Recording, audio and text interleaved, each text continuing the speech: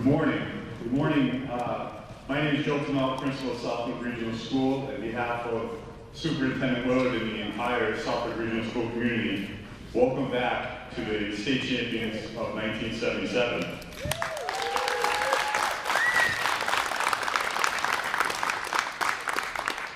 We are in the James E. Vincent Gymnasium, which in '77, Mr. Vincent was your PE teacher and athletic director at the time.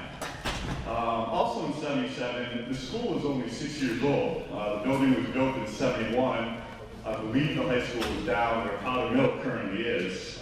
So you were relatively new to the building. Fast forward almost 45 years later, we're in a similar situation. The school, built in '71, on this property here, has gone through a renovation and expansion project in 2015. So during this time, during the last 8 or 9 years, we've gone through a grade configuration, a regionalization change, and thus our history has been in flux. And so it's an honor to be part of this Southwick history and the dedication of the 1977 state champ banner. The yearbook in '78, the class the spring of '78, the song was "We Are the Champions" that summarized your season, which in doing a little research was released in October of '77. So I don't know if Queen did this for you guys, but you guys had an 11-2-1 record and shared the bi-county league crown.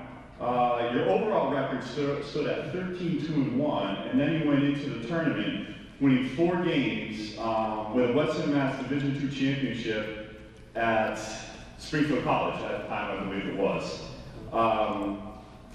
Coach Dvorak said your strict mental discipline and self-confidence were the keys to your success. And you chopped up the leadership, your victories through leadership and the fine coaching of the talents and captains, Stu Mountain and Kit Flagg.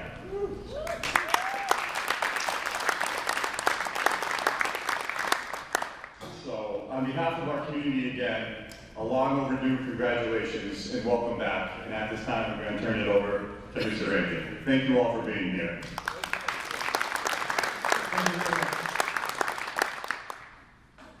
Good morning, everyone. The day is here.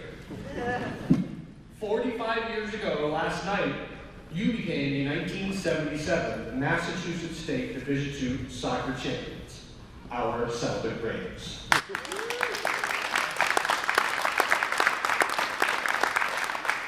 45 years and just about a half a day later, you will be presented with something you have waited a long time for.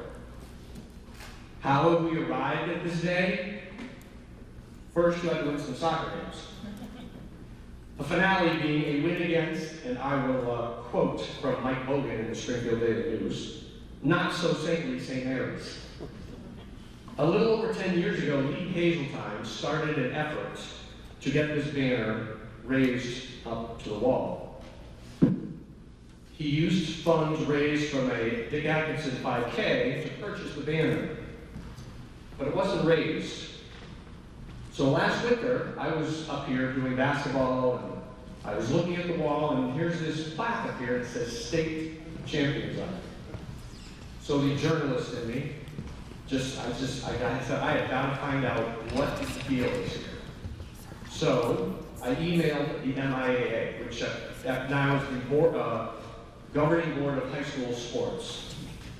So someone said, you're not going to get an answer like right away. So I said, well, you know what? We've waited this long.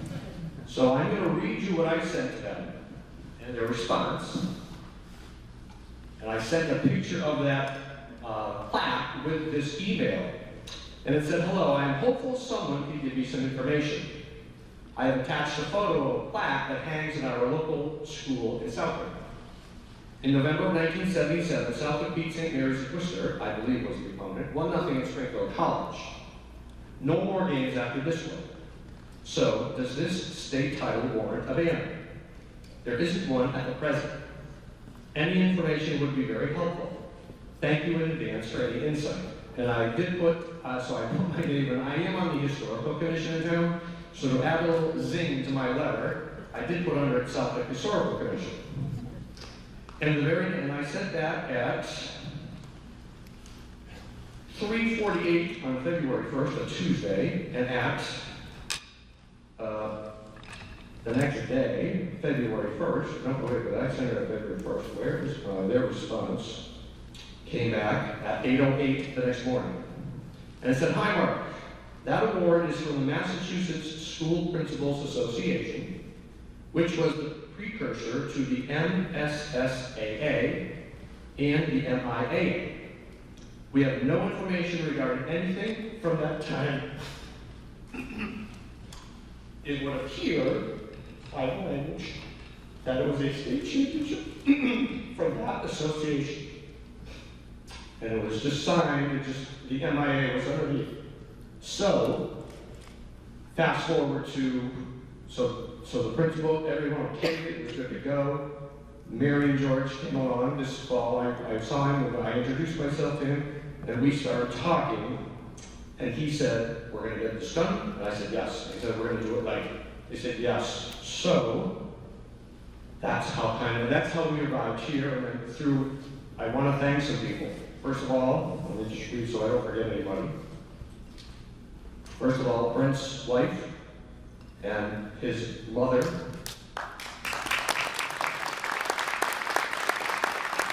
For saving all the articles that you see up here, most of them, they all, yes.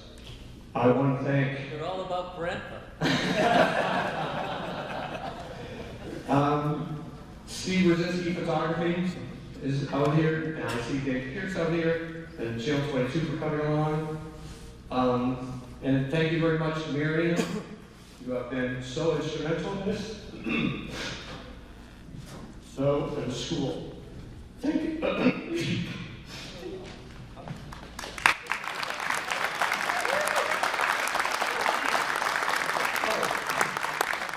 can't leave yet, because I have to introduce the next speakers. This is really good to see, and this is very nice that this happened. So, in 1977, you went to a piece of paper, but in 2022, you go to your phone. All right, so up next, these two guys were the main cogs in this 1977 championship run. They were co-captains, and if you look around one of those papers, and they were all Western Mass along with Brent, and Kit and Stu Mountain and Kit Flag, but don't call me up. So I'm going to read. Stu was a midfielder, or halfway, as it was known back then. 13 goals, 8 assists. Kit was the leader of the team's stalwart defense. So Kit Flag and Stu Mountain, come on up here and let's go.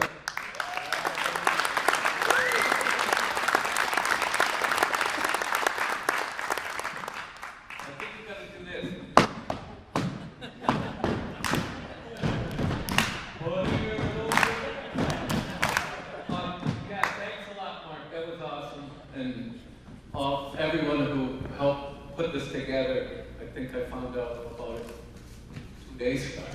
And Stewie gave me this about 10 minutes ago. But be easy to find something to talk about with these great guys. Thanks everyone coming. A lot of advantages having it a little later than after school. My lovely daughters work around that. They're here now, they get to see Dad. I was thinking, 45 years ago, Southwick, we still had a train running through town, right? There was a ski area with lights. There was no internet. That's why this whole thing probably took so long. Then, let's see, on these glasses are the wrong Bill and Pip make remarks about that team. Oh yeah. But are they oh perfect. All right, yeah, we can't kid around much more without remembering our buddies who aren't here with us. it's always sad, but I mean, everyone, there was Ian, Henderson, Todd Fenton, Calvin, what do we call them, Cabs? Cabs. Yeah. Lee Hazeltine, we call him Tink. If you see our team picture, you'll understand why. It looks like someone let a fourth grader in there. And then, of course, Brent, who was a great friend and arguably one of the best athletes ever to come out of Southwick, you know. Can't say enough about, I knew all these guys personally. You know, Hendy was into soccer before Americans knew what soccer was. We used to watch Soccer Made in Germany. It was the only program you could watch that had European soccer. And, of course, Hendy was a Scotsman, right? He was into that large. Great winger. He was exciting. And you know, also like of course, our team was built on the foundation of previous guys like the Fullers, Doug Stacy, Stu's brother Rick, who, like we were talking about this last night. Rick was like one of the most underrated athletes ever to come out of Southwick. I mean, he understood soccer, you know, the triangles, you know, not just kick and run. Guys like him. Kip Fuller was amazing. And then, are we gonna do, yeah, let's do a moment of silence, it says here. You know, just thinking of those guys, man. You know, I picked tobacco with Todd, and like I said, Brent, me and our buddy Eric Cook, just, you know, Eric really devoted like the last couple years of Brent's life to make sure Brent did a lot of things that he didn't get an opportunity to do. And, it was really special. He was a freaking, you want to make you proud to know someone that goes down like that strong, you know. He was an inspiration. Still is, you know. So yeah, let's give a moment of silence to those guys.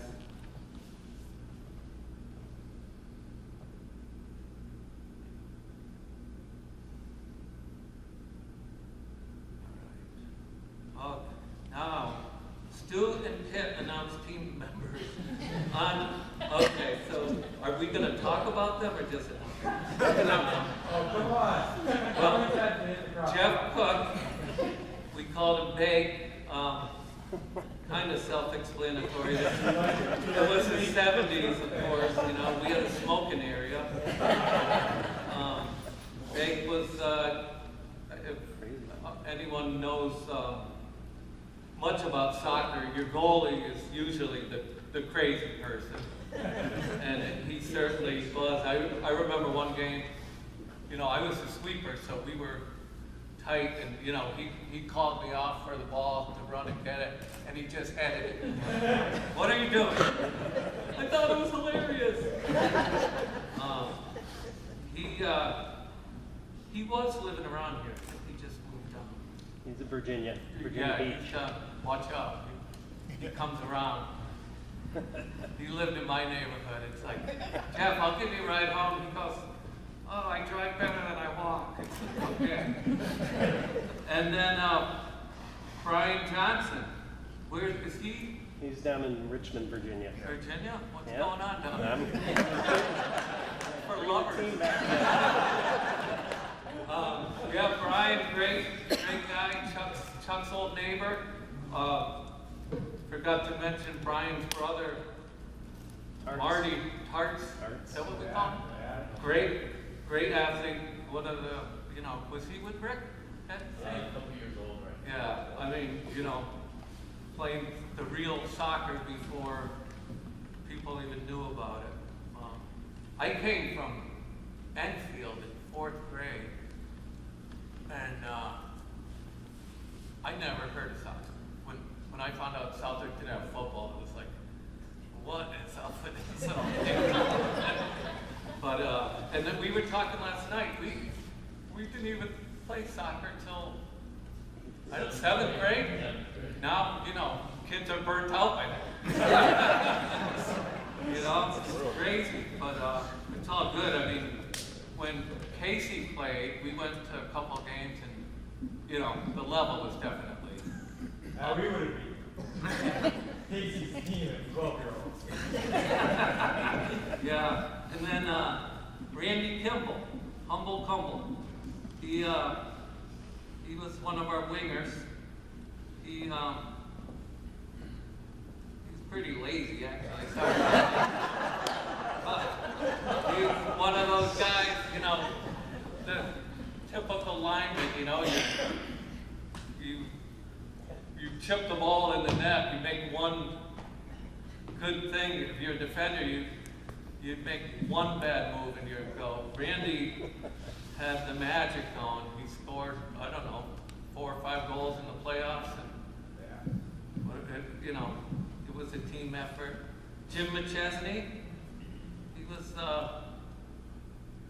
a defenseman, right? Where does he lives in He's Maine. in Maine. Oh, yeah. And then John Norris, of course. Wow. I don't know. He was around. We ran into him. I don't know. Kids lacrosse. I mean, now it's like, oh yeah, it was a couple of years ago. More like 50. Yeah, I wish he was here. And Bert Prokop, continues to be one of my best friends. He was my best man. He's not around today. Didn't do his laundry. Yeah. I don't know. And then Bob Bricks. What was he? Like a defenseman? Too, or half forward? Yeah. And then coach. So yeah, and it's sad. I mean, I was wondering where Coach Dvorak was, because that guy was awesome. Really like understated coach. Really, if he yelled, you listened. He rarely got PO'd. He used to crack us up. He'd have his little Gerd Muellers, and he'd show, what he wanted us to do, and we'd let him score a goal or two. It's like Putin, if they let him score 20 goals. But he was a great coach. I don't know when he retired after. 89. 89? Yep. Wow. Okay, and Wayne Bloomrose, yeah, was he an assistant coach? Mm-hmm. Yeah, wow. I remember the JV team was really good. I think Phil Ryer played, right? He was like a senior on JV, Time to move on. Him and Joe Garasso. But whatever, they were there. Because I remember, I don't know, we got moved up like freshman year maybe for the playoffs. Just say we got on there. Okay, moving right along here. Deb Pollard and Sue Meyer were our managers.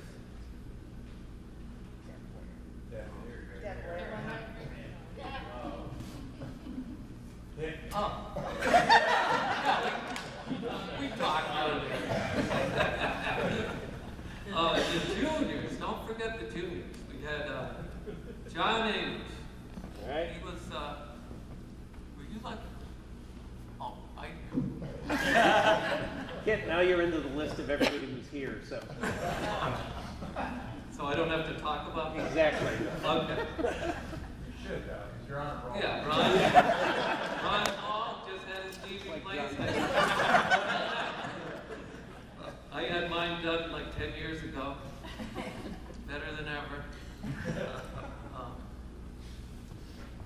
Dan Keenan, yeah. No No replacement, Stan? All good, 100%? And Glenn McNeil, Mick, Goal scorer.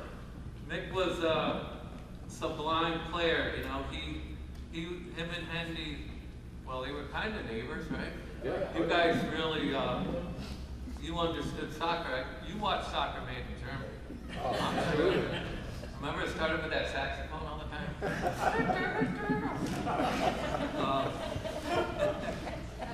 But yeah, you guys knew the game. It wasn't just kick and run. Oh, down the bottom it says team manager. Yeah, I don't know what that's. And then fellow seniors, Dave LePan, Barry St. Peter, and Chuck Schwer. Great bunch of guys. I mean, I don't know how rare it is now, but like I said, even the guys that aren't here, you know, we used to hang together during the season, out of the season, sometimes probably doing stuff we shouldn't have been doing. We have to keep Coach Vincent honest, you know. He had quite a bark. And yeah, that's about it. Now, I also, you might be wondering about my hair. I said I'm not getting it cut until we get this banner on. We might have to do something later. My girls might, you want to cut it with you. All right, that's about it. I'm going to turn it over to Mr. Mount.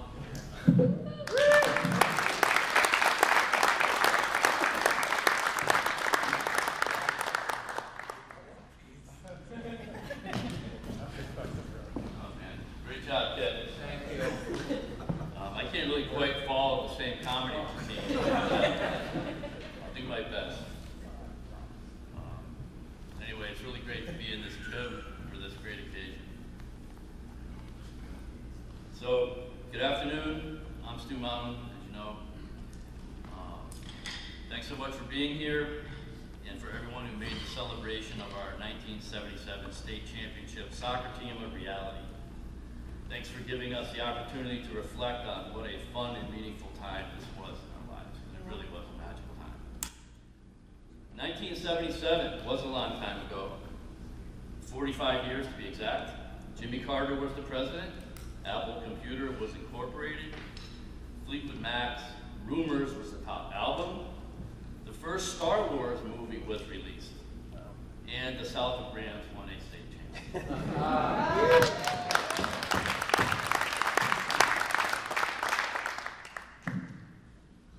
Our team had a very special 1977 season for the Rams. We had talented and dedicated players and a very special coach, Coach Dvorak. He molded us into a team of destiny with his clever wit. Coach Dvorak was intense and passionate, a great motivator, hugely respected, and a wonderful teacher in both the classroom and on the field. He was a social studies teacher, maybe? Yeah. And everybody wanted to take his classes, but, and then he ended up retiring after 24 or 25 years, I believe. But he brought his ability to teach in the classroom out into the field, so that was really wonderful for us. He was really a great coach. And on top of that, he was a really cool dude who related well to his players. Coach Vincent and Coach Lawless, who weren't quite as cool, but were still great guys, were also mentors who shaped us throughout high school. And Mr. Atkinson as well was also another mentor of ours. We had some really great male role models in our school for us coaches. So our 1977 season was years in the making. Most of the guys on the team knew each other from Woodland or Powder Mill School, and before we even walked into Southwick High. We had a very tight senior class led by Linda Moulton.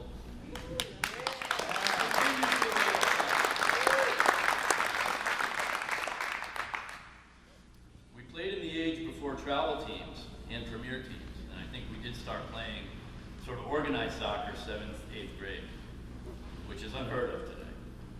We were all great friends, played all the sports together in unstructured environments, including pond hockey, football, basketball, tennis, soccer, you name it. We didn't play video games or spend time on social media because they weren't even invented yet. It's kind of crazy. We had a fantastic group of seniors and some very good junior players. Everyone on that team had a role to play in the practice or games, and no one was more important than anyone else. Teamwork was why we were successful. We were unselfish, and our team passed better than all the other teams we played. I mean, we heard that comment time and time again. Referees would come up to me after the game and go, wow, you guys really move the ball. This is really fun to referee your games. I'm not sprinting up and down the field chasing the ball like you have to do for everybody else. We played with confidence, and we knew each of the players had the other players back. We knew we could count on each other. With that belief, the thought of losing a game never really crossed our mind. I don't remember any of our team huddles where we're talking about, oh my God, we're behind, what are we going to do? We're like, we're just going to win. It's as simple as that. We're going to find a way to win, which we did. We had incredible Kit Flag who controlled the game in the back.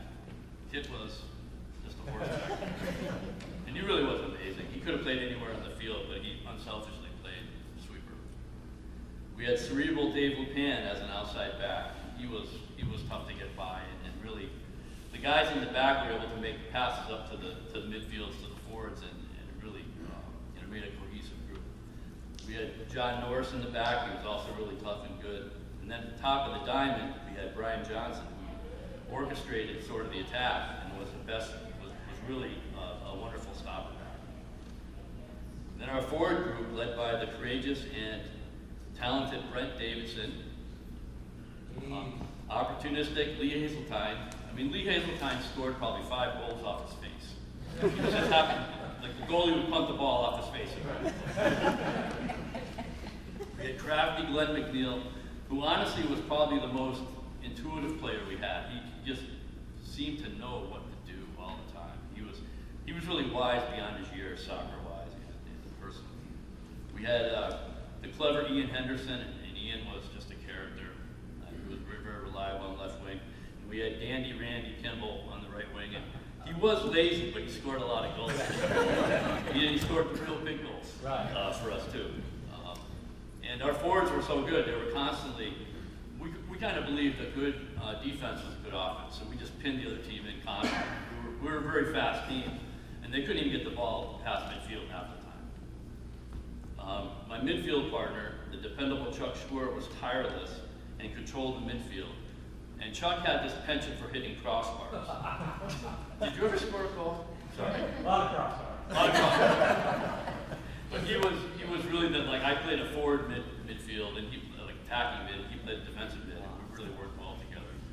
We're like best friends since we were in like 2nd grade, so it really worked out well. We had 2 great goalies. Jeff Cook and Ronnie Hall were brave and the best tandem in the league. They were interchangeable, and it was really great to have that. And as Kit said, they were both crazy, which adds to their performance. We had senior super subs, Calvin Arnold, who was a very good player, Todd Fenton, Jim McChesney, Bert Procott, Bob Ricks, Barry St. Peter. They all gave us good minutes, but it was just hard for them to kind of crack the lineup because we did have a very strong group of players. But they challenged us in practice, which made us everybody better. And we had our most competitive games were really scrimmages amongst each other for the most part.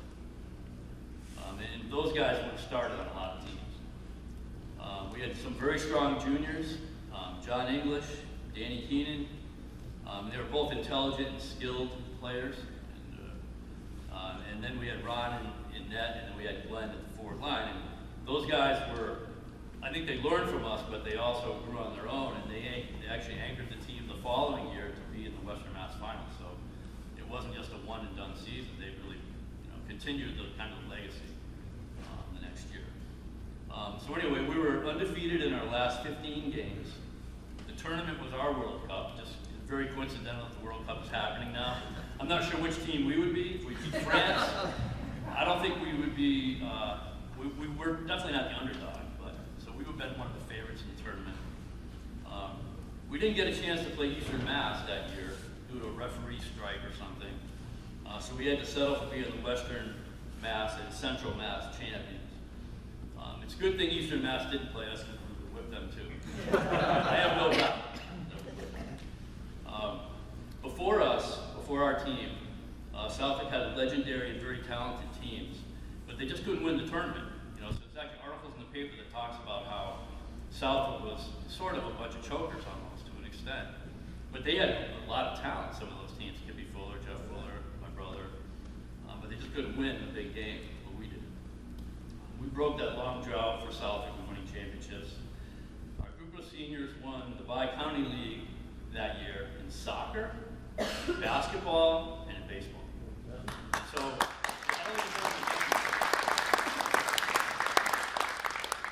we were all like our biggest, the tallest person was like 6 feet, and even in basketball, but we just ran and played so well together. You that just same ran. But anyhow, and then that, you know, it went on to baseball where we all played recreational baseball together. So we're just a really tight group of guys. Hard to duplicate that today. Our team success helped pave the way for future success for the Southwick athletic program. In our magic season, and this is the kind of the point I really wanted to make, the community of parents, family, friends, teachers, coaches, players, and fans came together like never before. It was incredible. Superintendent Willard, you need to get bigger bleachers with the soccer. Yeah, we We had massive bleachers there, Yeah. right? We had massive bleachers, and they were full. They would be full, and then we'd have fans all around the perimeter of the field, to the point where I'll get into it here, but we had some games where we didn't even have room to make throw-ins or corner kicks. There's so many fans there. The community came together. It was really inspiring how much support we received from the community on that role. We barely had room to make throw-ins and corner kicks against a rowdy crowd. I remember having like conversations with both friend and foe. Like, I'm gonna take this shot and I'm gonna hit the crossbar. Watch me, you know, I'd hit it, you know, I'll try to take out your truck at the crossbar. And anyway, it was just really a lot of fun. The cheerleaders, cheering for us and all that was great. So even though we played at Springfield College, because back then there were no artificial turf fields except at Springfield, there was no games under the lights, saying that. But in the tournament, you got the chance to play under the lights. That was like the big time. So we got a chance to play at Springfield, but that was the most god-awful field. Because it was literally concrete and then a layer of thin astroturf on top. Our carpet, wasn't it? And we had the best field in the league, so we would rather play at home. But it was still the big time, and we were playing at like 20 degrees over there. But it was still great. But even though that field at Springfield was so bad, we had to win our last we won 3 games in a row over there. We had a fast team, so we could play on that fast surface, but we had toughness, and we also had the skill. So we were like the only team that controlled the ball over there. So that was pretty neat. So to kind of reflect on the season a little bit, at the start of the 77 season, we had some injuries. I think Brent was hurt, I think Jeff Cook was hurt. It took a few games to gel it together. Our record was 3-2 when we started the season, but we weren't worried. We knew we were getting better. We basically smoked everyone in the Bi-County League after our slow start, including victories over St. Mary's and Hampshire Regional, who were 2 of our Big Arc rivals. Our team played an offensively minded 4-2-4 formation, only 2 midfields, so no team ever plays that now. You see a lot of 3-5-2, 4-3-3 sometimes, but usually 4-4-2. But you never see 4 forwards these days. So we just got the ball to the forwards and just pinned the other team in. It was very offensive, and we defended, we passed, and we scored a lot of goals. That had to be fun. That was really fun to be a part of that, but it was really fun to watch, I'm sure, too, for our fans. This is kind of a memory that I had. At our last game of the regular season, we had played all of our league games, and then Munson was coming to town to play us in the last game before the playoffs. Seeding was made. And there was an article in the paper that said Munson had these 2 All-Americans, and they were going to cream Southwick and get the #1 seed in the tournament. And we saw that. So like, that was in the days of, you know, we get some bulletin board material, we put it up there, we're like, they're not gonna beat us here. So anyway, we're supposed to be the best team in Western Mass. So anyway, we played the game, we whipped them, sent Munson to their bus after blitzing them 5-0, and they were lucky it wasn't 10-0, really. So needless to say, we were seeded number 1, and Munson was number 2. They ended up losing, and we took the tournament. Anyway, the Munson coach was interviewed prior to playing his semifinal game, and they asked him, which team do you rather play? You'd rather play Smith Academy or Southwick if you win your game? And we had to play Smith Academy. I said, well, I'll tell you what, I think we'd rather play Smith Academy. We beat them 4-1, and Southwick beat us 5-0. So anyway, Munson ended up losing the game, so they didn't get a chance to play anyway. So, that was pretty good. So we started off the tournament, and we played Westfield Vogue, and we almost lost that game. They had a hot goalie. We had like 50 shots, but couldn't put in the net. It was 1-1 at the end of regulation. Hit about 10 posts. Well, I think we hit 1 post and Chuck hit 10 crossbars.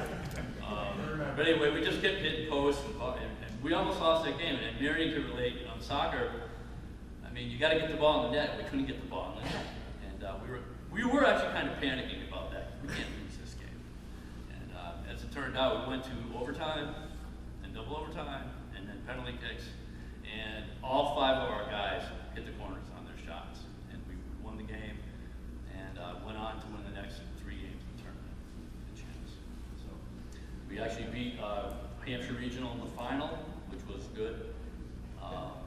And John Norris, speaking of John Norris, he predicted on the ride over to the game that he was going to get a handball and cause a penalty kick for Hampshire. And the ball came to him. We were ahead 2-0. 10 minutes left in the game. He puts his hand out, hits the ball. John, what are you doing? It was in my dream. So Hampshire makes the shot, and so suddenly it was like nail biting time. But we got the ball, and they never got the ball back. But I remember him telling us that on the bus. I'm like, John, don't even think that. But anyhow, that's what happened. So we won Western Mass, which was the big tournament game. Everybody was shooting to win Western Mass. And then we played that one more game and won that game on a goal by Brent Davidson, like 2 minutes into the game. And then Brent got hurt, and the game basically became a brawl, not a soccer game. But we could handle that too. And so we're Western Central champs. Final record was 17-2-1. So basically, after starting 3-2, we were 14-0-1 the rest of the year. Coach Dvorak said he wanted to keep playing. He was interviewed, and he said, what do you think about the team? He said, I just want to keep playing. I want to play everybody else in the United States. These guys are playing good. And we're just getting better, and he really loved our team chemistry. So we'd already mentioned that our theme song was We Are the Champions by Queen. It just happened that the song did come out in 1977. But every time I hear that song on the radio, it makes me smile because I can just picture everyone on the bus playing that song, singing, screaming our lungs out to that song. None of us could quite emulate Freddie Mercury, but it was the best time. Absolutely the best time. Anyway, thank you very much for this wonderful celebration, celebrating our team. And 45 years definitely goes quick.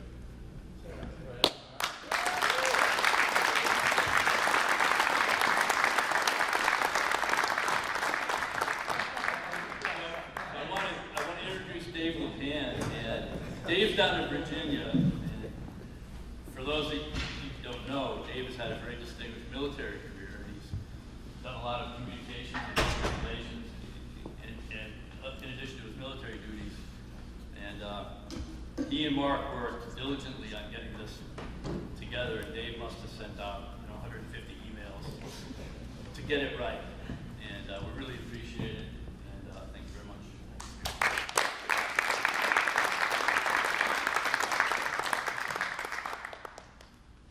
So I have the honor of reading a special message. Speaking of Mark, Mark succeeded in tracking down Coach Dvorak, who's out in Arizona. He obviously couldn't be here today, but he sent a letter. So this is from him. Dear players, friends, and family, what a year it was. our very successful season will always be in our memories. I'm sure very specific events and situations, either in practice or in game situations, are locked in your memories as they are in mine. The effort, enthusiasm, teamwork, and the willingness to give it all came to fruition with this great accomplishment. It was so much fun. This was the highlight of my career. What a real pleasure it was having such a group of athletes. Your attitudes, not only on the soccer field, but in the school and in the community, made it especially rewarding. It is very fitting that this banner is finally giving the team the honor that it truly deserves. Thanks to all who made this recognition happen, especially Mark Rankin, who spent so much time and effort on this project. My accolades to all former and present players, fans, and families for making Rams soccer such a strong tradition. Signed, Bob Dvorak. Wow.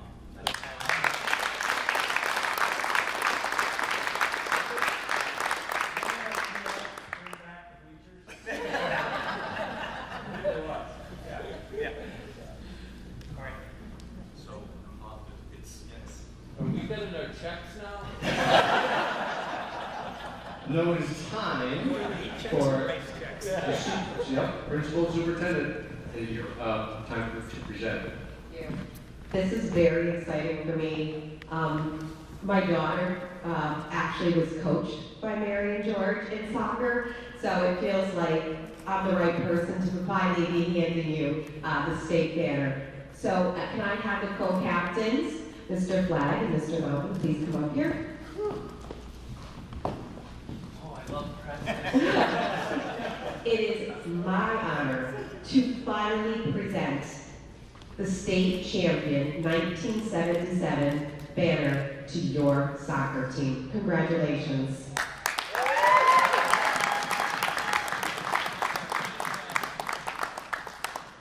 We didn't practice this.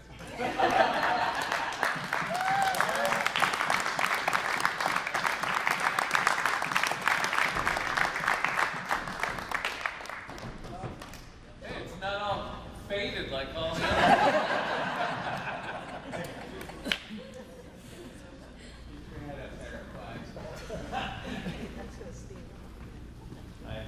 Yeah, we would like the whole team to come on up when you guys. Sure.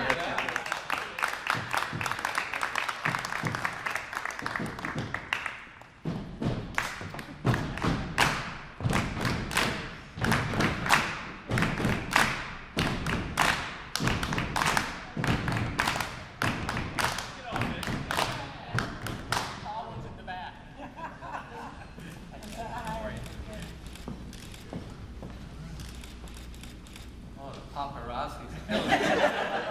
Oh. No kidding. All right.